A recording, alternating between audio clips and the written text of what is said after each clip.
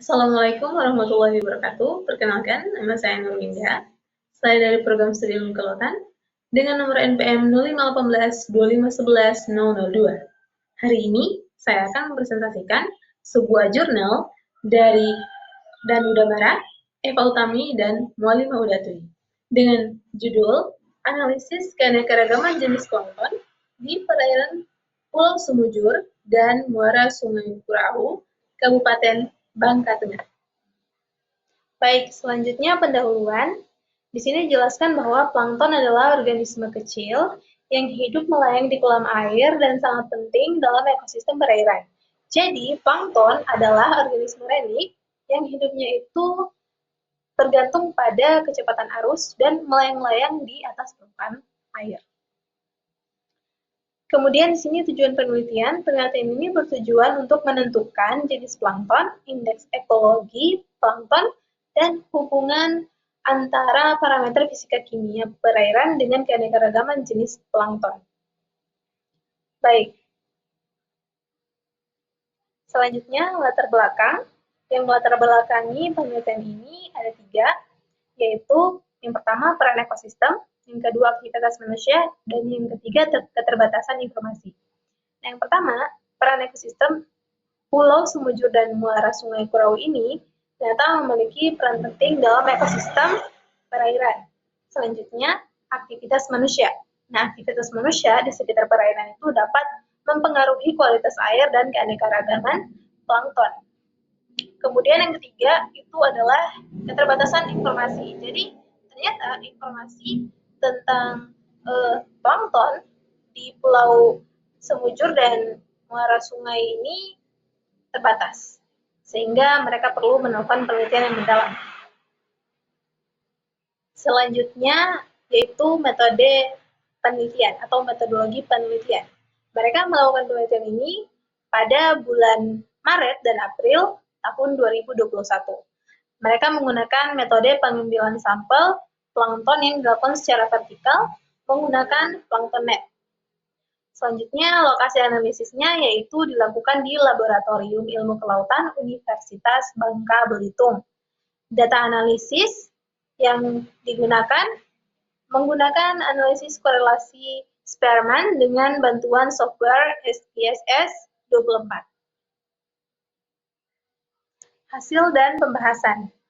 Ternyata ditemukan ada 45 jenis plankton dari 26 genus di perairan Pulau Semujur dan Muara Sungai Kurau. Nah, nilai indeks keanekaragaman plankton ini bervariasi antar stasiun, berbeda-beda. Namun secara umum masih tergolong sedang, di mana yang paling mendominasi itu adalah di semua stasiun itu masih tergolong rendah. Yang paling mendominasi, plankton yang paling mendominasi di semua stasiun itu masih tergolong rendah. Nah, kemudian nilai indeks keseragaman plankton tergolong tinggi di semua stasiun. Ini menunjukkan bahwa sebuah perairan yang masih baik untuk ekosistem itu pasti akan memiliki keseragaman jenis atau keanekaragaman jenis plankton yang tinggi. Dan sebaliknya, jika sebuah perairan itu sudah tercemar, pasti keanekaragaman jenis planktonnya juga akan rendah. Seperti itu. Kemudian, baik selanjutnya terdapat komposisi jenis plankton, di mana jenis plankton yang paling banyak ditemukan adalah genus Chetokeros, ya, di mana di Pulau Semujur genus ini yang paling dominan. Sedangkan di Muara Sungai Kurau, genus yang dominan adalah genus Rhizosolenia. Baik, selanjutnya adalah hubungan parameter fisika kimia dengan keanekaragaman plankton. Jadi, parameter fisika kimia ini itu juga sangat mempengaruhi keanekaragaman plankton, di mana sini meliputi suhu, pH, salinitas, kecepatan arus, dan juga kecerahan. Nah, untuk suhu ya, jadi suhu yang optimal itu dapat meningkatkan laju metabolisme dan pertumbuhan plankton. Sedangkan pH yang sesuai dapat mempengaruhi ketersediaan nutrien.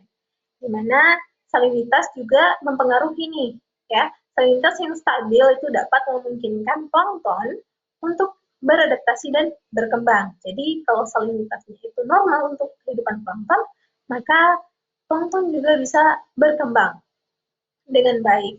Kemudian kecepatan arus. Nah, kecepatan arus yang moderat itu dapat membantu distribusi plankton dan nutrien sehingga meningkatkan keanekaragaman. Nah, kecepatan arus itu berperan penting dalam penyebaran plankton, di mana mereka tuh dibawa oleh arus ke area yang lebih subur atau tempat yang sesuai untuk pertumbuhan.